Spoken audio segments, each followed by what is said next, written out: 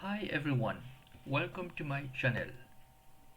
Previously I have explained you how to initialize objects. Firstly by a reference variable, secondly by method. Today I will show you the third method to initialize object, that is using constructors in Java. I have prepared some notes for you to grasp the concept a bit fast. So, a constructor is a special type of method used to initialize object. Every time we use the new keyword, at least one constructor is called. There are several rules to create constructor, but I have listed the three prioritized one. First, the constructor name must be the same as its class name. For example, here, if I create a constructor, it should be student2. I will show you in an example below. Secondly, the constructor must have no return type. Like I said, it is a special type of method, but it should not have any return type. Constructor cannot be abstract, static, final, and synchronized. These special keywords I will explain you in a later video. So for now, you need to know the rules of constructor, what are constructors, and also the types of constructor. We have two types of constructor, mainly default and parameterized constructor. In today's video, I will explain you how to use a default constructor. By the name itself, it is a default constructor. So, further delay, let me start coding. Suppose I have a class called student2.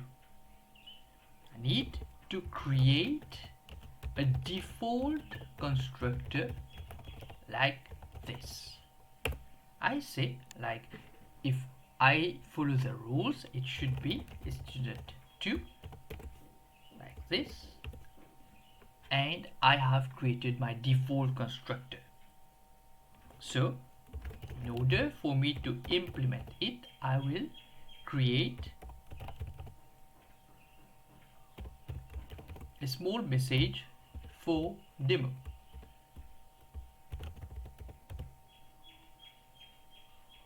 Hello, student2 constructor has been created. That's it.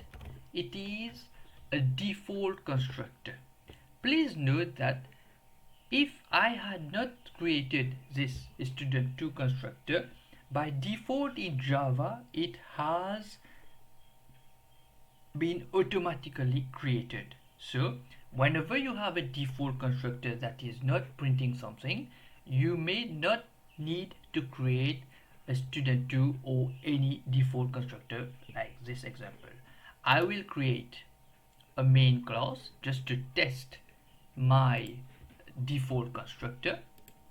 So I will call it test student2. I have my public static void main.